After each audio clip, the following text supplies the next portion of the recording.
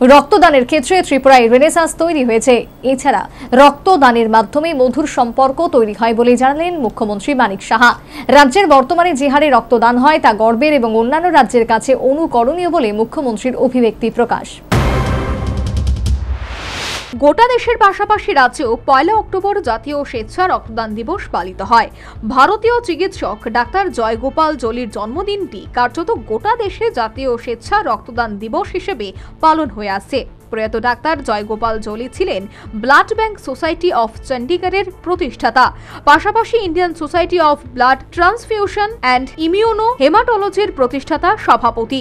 কার্যত ডাক্তার জলির প্রচেষ্টায় দেশে প্রাথমিক অবস্থায় রক্তদানের প্রসার এবং প্রচার বৃদ্ধি। তার স্মরণে রেখে গোটা দেশের পাশাপাশি রাজ্যে মঙ্গলবার জাতীয় স্বেচ্ছা রক্তদান দিবস এবং 6ষ্ঠ আয়ুষ্মান ভারত দিবস উদযাপন করা হলো। রাজ্য সরকারের স্বাস্থ্য এবং পরিবার কল্যাণ দপ্তর এবং NHM এর ত্রিপুরা শাখা যৌথভাবে দিনটি উদযাপন করেন। দিনটি পালনে প্রজ্ঞা ভবনে এক বিশেষ আলোচনা সভার আয়োজন করা হয়েছে।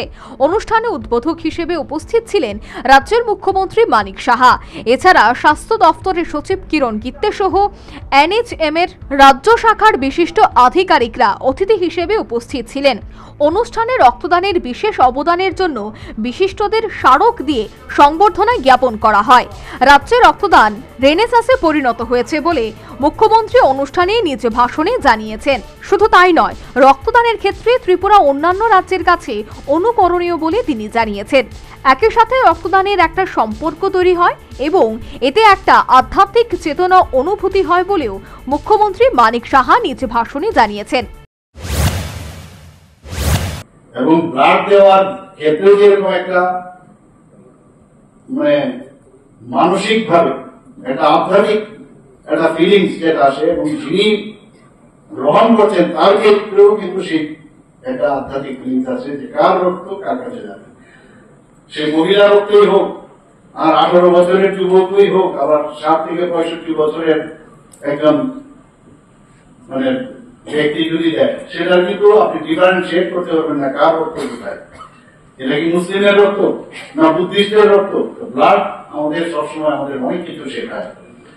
আমি এটাকে বলবো যে যেভাবে এখন মানুষ আমাদের উদ্বুদ্ধ হচ্ছে এবং রেনেসাঁস তৈরি হয়েছে আমাদের ত্রিপুরার ক্ষেত্রে, একটা উৎসবের মেজাজ। আমরা আগে শুনতাম এই উৎসবের মেজাজ এই হয় সেই হয়, কিন্তু উৎসবের মেজাজে আমরা দেখছি সেটা হয়।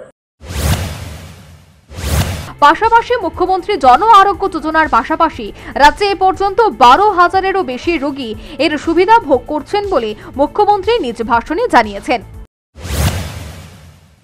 15 ফেব্রুয়ারিতে আমরা 2024 আমরা শুরু করি এবং এই অল্প সময়ের মধ্যে 2,03,000 প্রায় পরিবারের মোট 4,48,000-এর উপরে আমরা এই স্কিমের মাধ্যমে আয়ুষ্মান কার্ড ইস্যু অলরেডি করা হয়েছে এবং এই কার্ড তৈরির প্রক্রিয়া এখনো চলছে।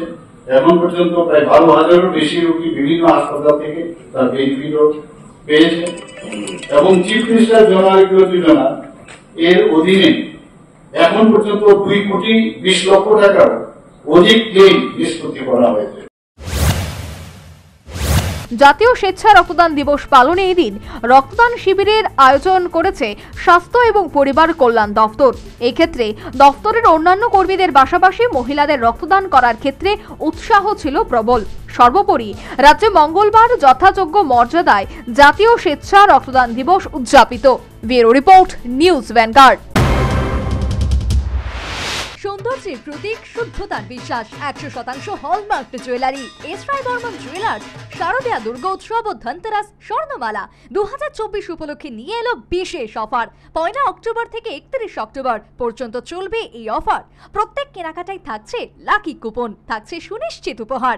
ডেইলি লাকি ড্রতে থাকছে স্বর্ণ মুদ্রা, মেগা লাকি ড্রতে থাকছে প্রথম পুরস্কার স্কুটি, দ্বিতীয় পুরস্কার ওয়াশিং মেশিন, তৃতীয় পুরস্কার ফ্রিজ, চতুর্থ পুরস্কার ইন্ডাকশন, পঞ্চম পুরস্কার মিক্সার গ্রাইন্ডার। তাছাড়া রয়েছে সোনার গহনার মজুরিতে 25% ডিসকাউন্ট, হীরের গহনার মজুরিতে 50% ডিসকাউন্ট, আসল গ্রহরত্নের উপর 15% ডিসকাউন্ট থাকছে। পুরনো সোনার গহনার বদলে নতুন হলমার্ক যুক্ত গহনা নিয়ে যাওয়ার সুযোগ। আমাদের ঠিকানা পুরাতন মিউনিসিপ্যালিটি রোড, তুলসীবতী বালিকা বিদ্যালয়ের দক্ষিণে, আগরতলা, পশ্চিম ত্রিপুরা।